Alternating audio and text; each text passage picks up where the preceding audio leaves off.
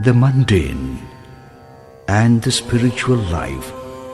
are poles apart and therefore cannot coexist. That is the general feeling. Many scholars too agree with this thinking. A little bit of selfishness, half-truths and betrayal are inevitable in mundane life. But these are contrary to the spiritual sense. Hence, the mundane and the spiritual cannot coexist. This is the argument of the so-called worldly wise. But even a little bit of misleading, backbiting, or ill will is sufficient to corrupt one's mind. This polluted, gullible mind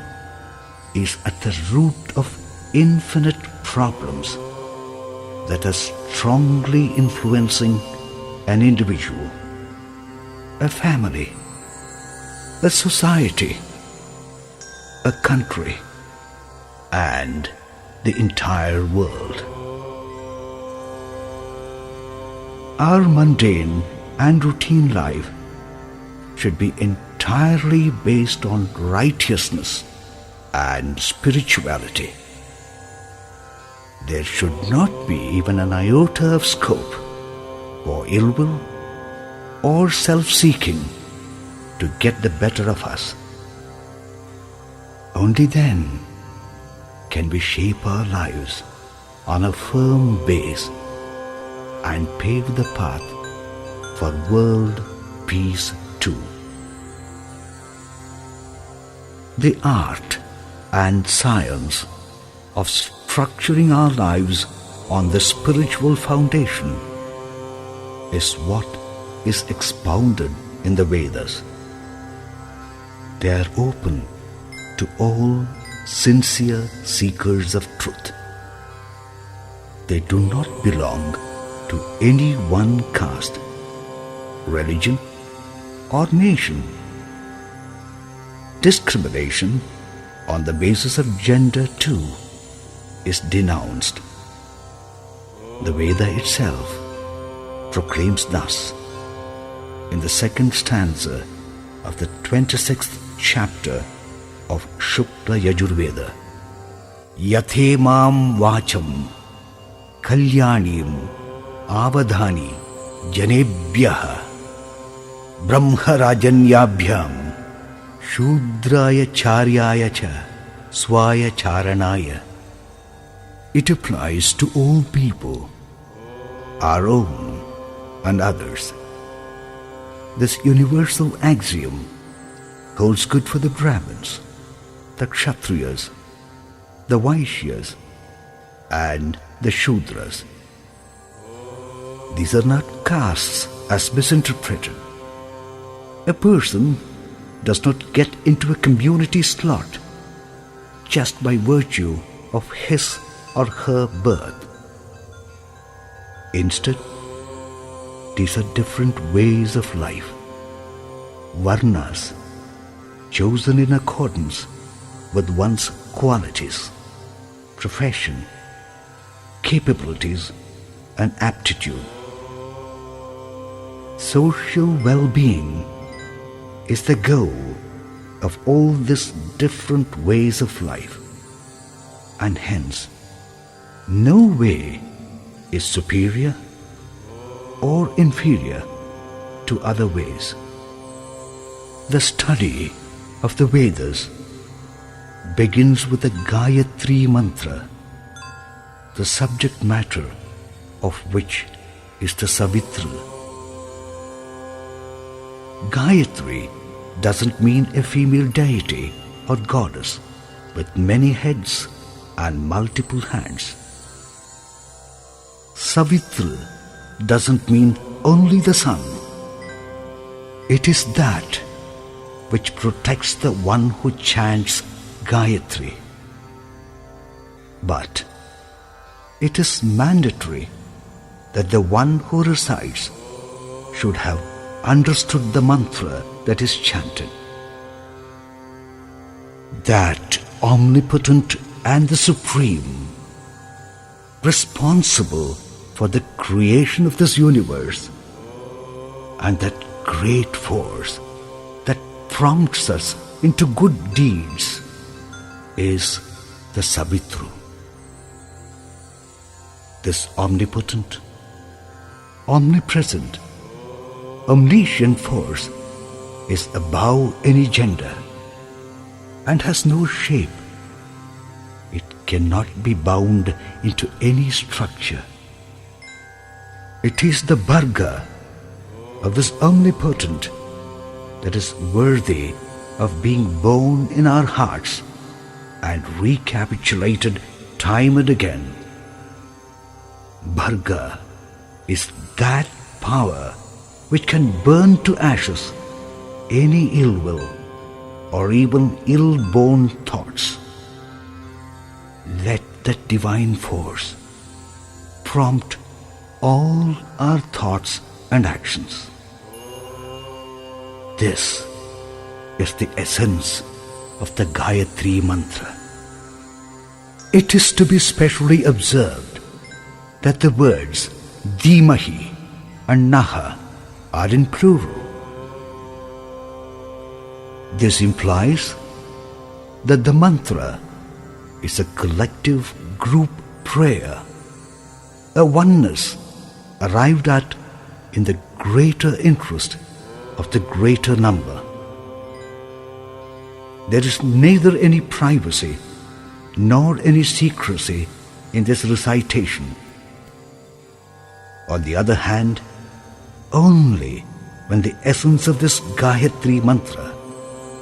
percolates into the inner recesses of our hearts, into the crevices of our mind, through practice and preaching,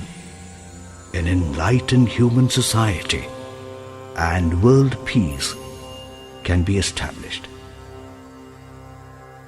Let all our prayers convert into vows in this direction. Let our thoughts and actions be guided by these noble ideals. Let us be blessed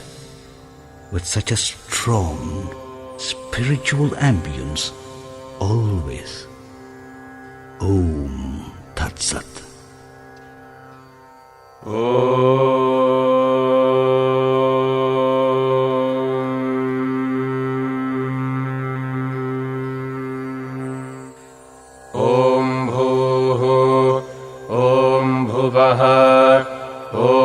Suvaha, Om Mahaha, Om Janaha, Om Tapaha, Om Satyam, Om Tatsaviturvarenyam Bhargo Devasya Dhimahi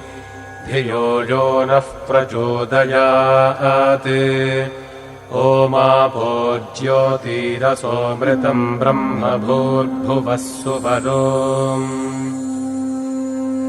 Om Bhuhu, Om Bhuvaha, Om Suvaha, Om Mahaha, Om Janaha, Om Tapaha, Om Satyam, Om Tatsaviturvarenyam Bhargo Devasya Dhimahi धियो यो नः प्रचोदयात् ओमापो ज्योतिरसोऽमृतम् ब्रह्म भूर्भुवः सुवरो ॐ भूः ॐ भुवः ॐ सुवः ॐ महः ॐ जनः ॐ तपः ॐ सत्यम् ॐ तत्सवितुर्वरेण्यम् भर्गो देवस्य धीमहि धियो यो नः प्रचोदयात् ओमापो ज्योतिरसोऽमृतम् ब्रह्म भूर्भुवः सुवरो ॐ भूर्भुवः सुवः तत्सवितुर्वरेण्यम् भर्गो देवस्य धीमहि धियो यो नः प्रचोदयात् ॐ भूर्भुवः सुवः तत्सवितुर्वरेण्यम् भर्गो देवस्य धीमहि धियो यो नः प्रचोदयात् ॐ भूर्भुवः सुवः तत्सवितुर्वरेण्यम् भर्गो देवस्य धीमहि धियो यो नः प्रचोदयात् ॐ भूर्भुवः सुवः तत्सवितुर्वरेण्यम् भर्गो देवस्य धीमहि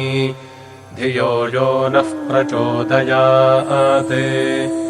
ॐ भूर्भुवः सुवः तत्सवितुर्वरेण्यम् भर्गो देवस्य धीमहि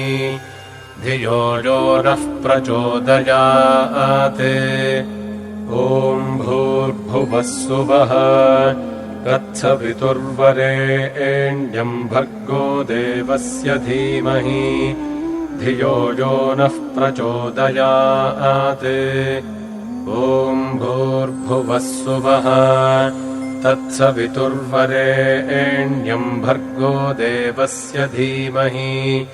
धियो यो नः प्रचोदयात् ॐ भूर्भुवः सुवः तत्सवितुर्वरेण्यम् भर्गो देवस्य धीमहि धियो यो नः प्रचोदयात् ॐ भूर्भुवः सुवः तत्सवितुर्वरेण्यम् भर्गो देवस्य धीमहि धियो यो नः प्रचोदयात् ॐ भूर्भुवः सुवः तत्सवितुर्वरेण्यम् भर्गो देवस्य धीमहि धियो यो नः प्रचोदयात् ॐ भूर्भुवः सुवः तत्सवितुर्वरेण्यम् भर्गो देवस्य धीमहि धियो यो नः प्रचोदयात् ॐ भूर्भुवः सुवः तत्सवितुर्वरेण्यम् भर्गो देवस्य धीमहि धियो यो नः प्रचोदयात् ॐ भूर्भुवः सुवः तत्सवितुर्वरेण्यम् भर्गो देवस्य धीमहि धियो यो नः प्रचोदयात् ॐ भूर्भुवः सुवः तत्सवितुर्वरेण्यम् भर्गो देवस्य धीमहि धियो यो नः प्रचोदयात् ॐ भूर्भुवः सुवः तत्सवितुर्वरेण्यम् भर्गो देवस्य धीमहि धियो यो नः प्रचोदयात् ॐ भूर्भुवः सुवः तत्सवितुर्वरेण्यम् भर्गो देवस्य धीमहि धियो यो नः प्रचोदयात् ॐ भूर्भुवः सुवः तत्सवितुर्वरेण्यम् भर्गो देवस्य धीमहि धियो यो नः प्रचोदयात् ॐ भूर्भुवः सुवः तत्सवितुर्वरेण्यम् भर्गो देवस्य धीमहि धियो यो नः प्रचोदयात् ॐ भूर्भुवः स्वः तत्सवितुर्वरेण्यम् भर्गो देवस्य धीमहि धियो यो नः प्रचोदयात् ॐ भूर्भुवः स्वः तत्सवितुर्वरेण्यम् भर्गो देवस्य धीमहि धियो यो नः प्रचोदयात् ॐ भूर्भुवः स्वः तत्सवितुर्वरेण्यम् भर्गो देवस्य धीमहि धियो यो नः प्रचोदयात् ॐ भूर्भुवः स्वः तत्सवितुर्वरेण्यम् भर्गो देवस्य धीमहि धियो यो नः प्रचोदयात् ॐ भूर्भुवः स्वः तत्सवितुर्वरेण्यम् भर्गो देवस्य धीमहि धियो यो नः प्रचोदयात् ॐ भूर्भुवः स्वः तत्सवितुर्वरेण्यम् भर्गो देवस्य धीमहि धियो यो नः प्रचोदयात् ॐ भूर्भुवः स्वः तत्सवितुर्वरेण्यम् भर्गो देवस्य धीमहि धियो यो नः प्रचोदयात् ॐ भूर्भुवः स्वः तत्सवितुर्वरेण्यम् भर्गो देवस्य धीमहि धियो यो नः प्रचोदयात् ॐ भूर्भुवः स्वः तत्सवितुर्वरेण्यम् भर्गो देवस्य धीमहि धियो यो नः प्रचोदयात् ॐ भूर्भुवः स्वः तत्सवितुर्वरेण्यम् भर्गो देवस्य धीमहि धियो यो नः प्रचोदयात् ॐ भूर्भुवः स्वः तत्सवितुर्वरेण्यम् भर्गो देवस्य धीमहि धियो यो नः प्रचोदयात् ॐ भूर्भुवः स्वः तत्सवितुर्वरेण्यम् भर्गो देवस्य धीमहि धियो यो नः प्रचोदयात् ॐ भूर्भुवः स्वः तत्सवितुर्वरेण्यम् भर्गो देवस्य धीमहि धियो यो नः प्रचोदयात् ॐ भूर्भुवः स्वः तत्सवितुर्वरेण्यम् भर्गो देवस्य धीमहि धियो यो नः प्रचोदयात् ॐ भूर्भुवः स्वः तत्सवितुर्वरेण्यम् भर्गो देवस्य धीमहि धियो यो नः प्रचोदयात् ॐ भूर्भुवः स्वः तत्सवितुर्वरेण्यम् भर्गो देवस्य धीमहि धियो यो नः प्रचोदयात् ॐ भूर्भुवः स्वः तत्सवितुर्वरेण्यम् भर्गो देवस्य धीमहि धियो यो नः प्रचोदयात् ॐ भूर्भुवः स्वः तत्सवितुर्वरेण्यम् भर्गो देवस्य धीमहि धियो यो नः प्रचोदयात् ॐ भूर्भुवः स्वः तत्सवितुर्वरेण्यम् भर्गो देवस्य धीमहि धियो यो नः प्रचोदयात् ॐ भूर्भुवः स्वः तत्सवितुर्वरेण्यम् भर्गो देवस्य धीमहि धियो यो नः प्रचोदयात् ॐ भूर्भुवः स्वः तत्सवितुर्वरेण्यं भर्गो देवस्य धीमहि धियो यो नः प्रचोदयात् ॐ भूर्भुवः स्वः तत्सवितुर्वरेण्यं भर्गो देवस्य धीमहि धियो यो नः प्रचोदयात् ॐ भूर्भुवः स्वः तत्सवितुर्वरेण्यं भर्गो देवस्य धीमहि धियो यो नः प्रचोदयात् ॐ भूर्भुवः स्वः तत्सवितुर्वरेण्यं भर्गो देवस्य धीमहि धियो यो नः प्रचोदयात् ॐ भूर्भुवः स्वः तत्सवितुर्वरेण्यं भर्गो देवस्य धीमहि धियो यो नः प्रचोदयात् ॐ भूर्भुवः स्वः तत्सवितुर्वरेण्यं भर्गो देवस्य धीमहि धियो यो नः प्रचोदयात् ॐ भूर्भुवः स्वः तत्सवितुर्वरेण्यं भर्गो देवस्य धीमहि धियो यो नः प्रचोदयात् ॐ भूर्भुवः स्वः तत्सवितुर्वरेण्यं भर्गो देवस्य धीमहि धियो यो नः प्रचोदयात् ॐ भूर्भुवः स्वः तत्सवितुर्वरेण्यं भर्गो देवस्य धीमहि धियो यो नः प्रचोदयात्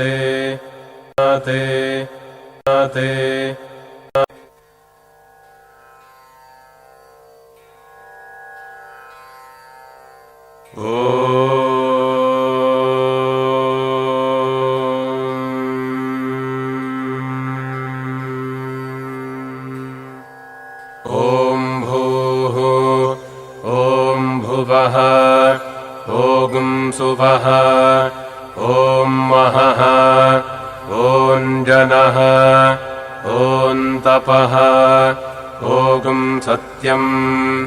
ॐ तत्सवितुर्वरेण्यं भर्गो देवस्य धीमहि धियो यो नः प्रचोदयात् ओमापो ज्योतिरसोऽमृतं ब्रह्म भूर्भुवः स्वरो ॐ भूः ॐ भुवः ॐ सुवः ॐ महः ॐ जनः ॐ तपः ॐ सत्यम् ॐ तत्सवितुर्वरेण्यं भर्गो देवस्य धीमहि धियो यो नः प्रचोदयात् ओमापो ज्योतिरसोऽमृतं ब्रह्म भूर्भुवः स्वरो ॐ भूः ॐ भुवः ॐ सुवः ॐ महः ॐ जनः ॐ तपः ॐ सत्यम् ॐ तत्सवितुर्वरेण्यं भर्गो देवस्य धीमहि धियो यो नः प्रचोदयात् ओमापो ज्योतिरसोऽमृतं ब्रह्म भूर्भुवः स्वरो ॐ भूर्भुवः स्वः तत्सवितुर्वरेण्यं भर्गो देवस्य धीमहि धियो यो नः प्रचोदयात् ॐ भूर्भुवः स्वः तत्सवितुर्वरेण्यं भर्गो देवस्य धीमहि धियो यो नः प्रचोदयात् ॐ भूर्भुवः स्वः तत्सवितुर्वरेण्यम् भर्गो देवस्य धीमहि धियो यो नः प्रचोदयात् ॐ भूर्भुवः स्वः तत्सवितुर्वरेण्यम् भर्गो देवस्य धीमहि धियो यो नः प्रचोदयात् ॐ भूर्भुवः स्वः तत्सवितुर्वरेण्यम् भर्गो देवस्य धीमहि धियो यो नः प्रचोदयात् ॐ भूर्भुवः स्वः तत्सवितुर्वरेण्यम् भर्गो देवस्य धीमहि धियो यो नः प्रचोदयात् ॐ भूर्भुवः स्वः तत्सवितुर्वरेण्यम् भर्गो देवस्य धीमहि धियो यो नः प्रचोदयात् ॐ भूर्भुवः स्वः तत्सवितुर्वरेण्यम् भर्गो देवस्य धीमहि धियो यो नः प्रचोदयात् ॐ भूर्भुवः स्वः तत्सवितुर्वरेण्यम् भर्गो देवस्य धीमहि धियो यो नः प्रचोदयात् ॐ भूर्भुवः स्वः तत्सवितुर्वरेण्यम् भर्गो देवस्य धीमहि धियो यो नः प्रचोदयात् ॐ भूर्भुवः स्वः तत्सवितुर्वरेण्यम् भर्गो देवस्य धीमहि धियो यो नः प्रचोदयात् ॐ भूर्भुवः स्वः तत्सवितुर्वरेण्यम् भर्गो देवस्य धीमहि धियो यो नः प्रचोदयात् ॐ भूर्भुवः स्वः तत्सवितुर्वरेण्यम् भर्गो देवस्य धीमहि धियो यो नः प्रचोदयात् ॐ भूर्भुवः स्वः तत्सवितुर्वरेण्यम् भर्गो देवस्य धीमहि धियो यो नः प्रचोदयात् ॐ भूर्भुवः स्वः तत्सवितुर्वरेण्यम् भर्गो देवस्य धीमहि धियो यो नः प्रचोदयात् ॐ भूर्भुवः स्वः तत्सवितुर्वरेण्यम् भर्गो देवस्य धीमहि धियो यो नः प्रचोदयात् ॐ भूर्भुवः स्वः तत्सवितुर्वरेण्यम् भर्गो देवस्य धीमहि धियो यो नः प्रचोदयात् ॐ भूर्भुवः स्वः तत्सवितुर्वरेण्यम् भर्गो देवस्य धीमहि धियो यो नः प्रचोदयात् ॐ भूर्भुवः स्वः तत्सवितुर्वरेण्यम् भर्गो देवस्य धीमहि धियो यो नः प्रचोदयात् ॐ भूर्भुवः स्वः तत्सवितुर्वरेण्यम् भर्गो देवस्य धीमहि धियो यो नः प्रचोदयात् ॐ भूर्भुवः स्वः तत्सवितुर्वरेण्यम् भर्गो देवस्य धीमहि धियो यो नः प्रचोदयात् ॐ भूर्भुवः स्वः तत्सवितुर्वरेण्यम् भर्गो देवस्य धीमहि धियो यो नः प्रचोदयात् ॐ भूर्भुवः स्वः तत्सवितुर्वरेण्यम् भर्गो देवस्य धीमहि धियो यो नः प्रचोदयात् ॐ ॐ भूर्भुवस्सुवः तत्सवितुर्वरेण्यं भर्गो देवस्य धीमहि धियो यो नः प्रचोदयात् ॐ भूर्भुवस्सुवः तत्सवितुर्वरेण्यं भर्गो देवस्य धीमहि धियो यो नः प्रचोदयात् ॐ भूर्भुवस्सुवः तत्सवितुर्वरेण्यं भर्गो देवस्य धीमहि धियो यो नः प्रचोदयात् ॐ भूर्भुवस्सुवः तत्सवितुर्वरेण्यं भर्गो देवस्य धीमहि धियो यो नः प्रचोदयात् ॐ भूर्भुवस्सुवः तत्सवितुर्वरेण्यं भर्गो देवस्य धीमहि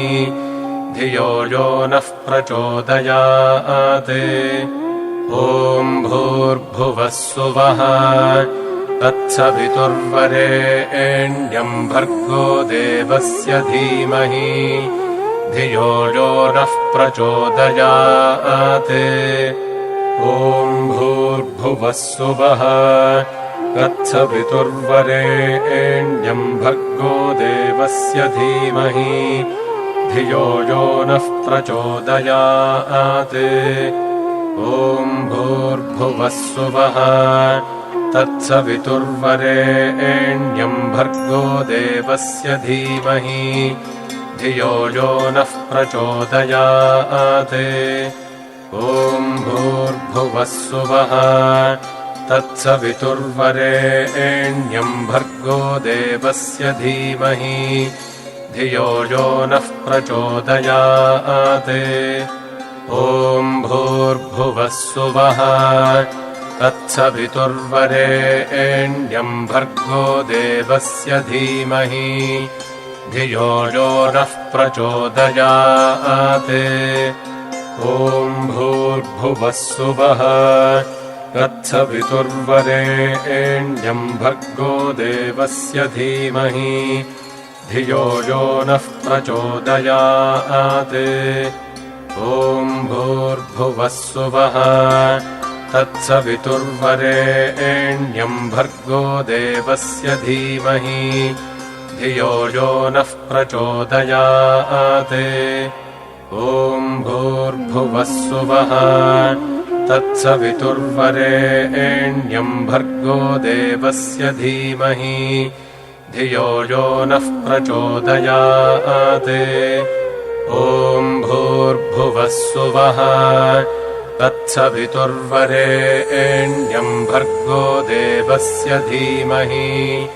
धियो यो नः प्रचोदयात् ॐ भूर्भुवस्सुवः तत्सवितुर्वरेण्यं भर्गो देवस्य धीमहि धियो यो नः प्रचोदयात् ॐ भूर्भुवस्सुवः तत्सवितुर्वरेण्यं भर्गो देवस्य धीमहि धियो यो नः प्रचोदयात्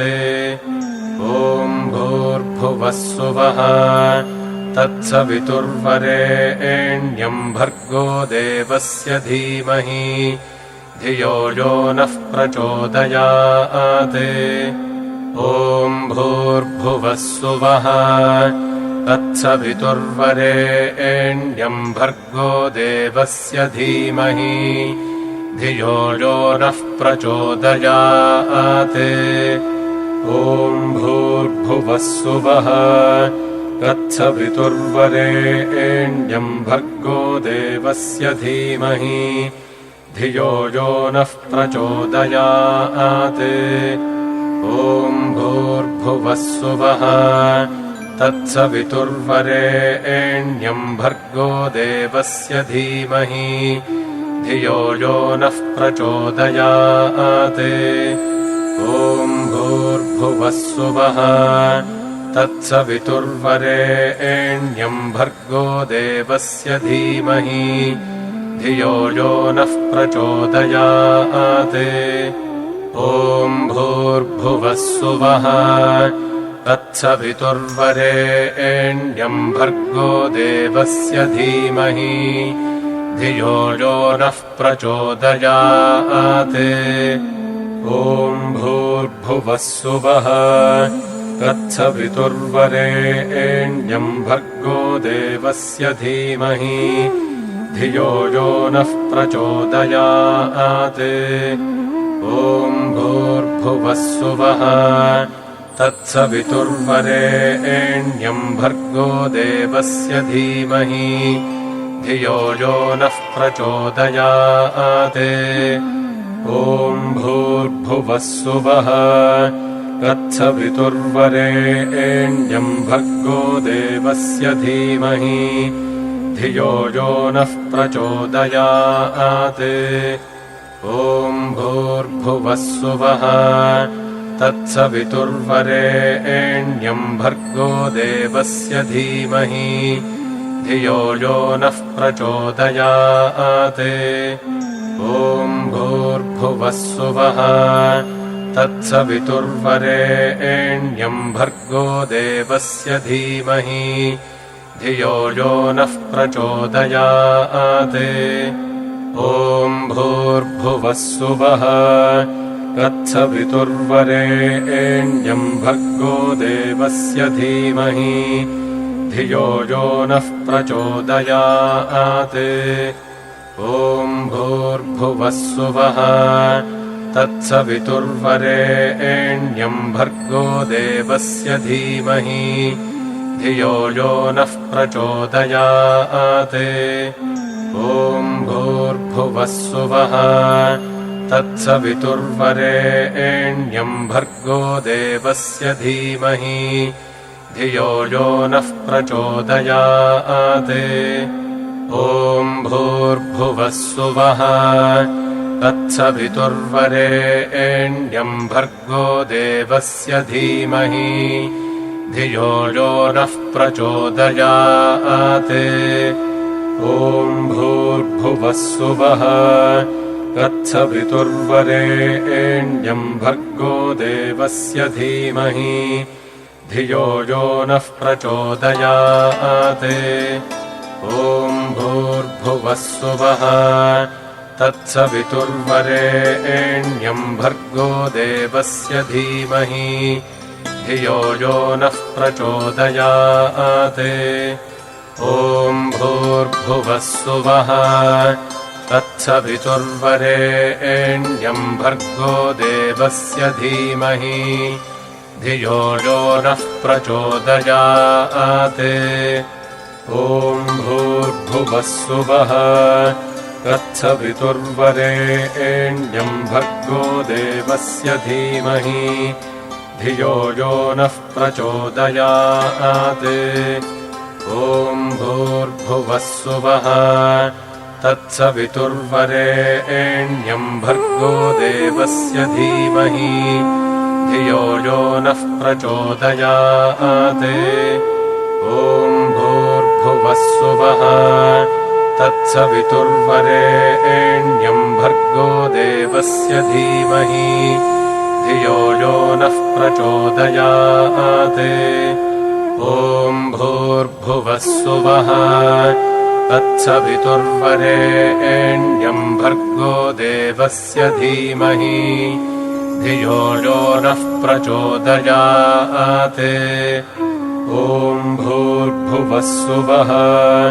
तत्सवितुर्वरेण्यम् भर्गो देवस्य धीमहि धियो यो नः प्रचोदयात्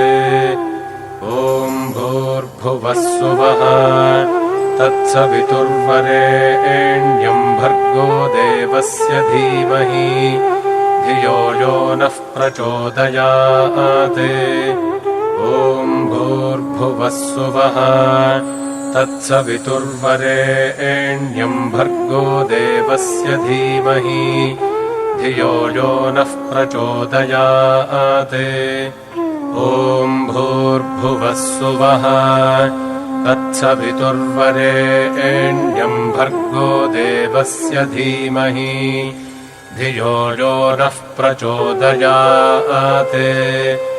ॐ भूर्भुवस्सुवः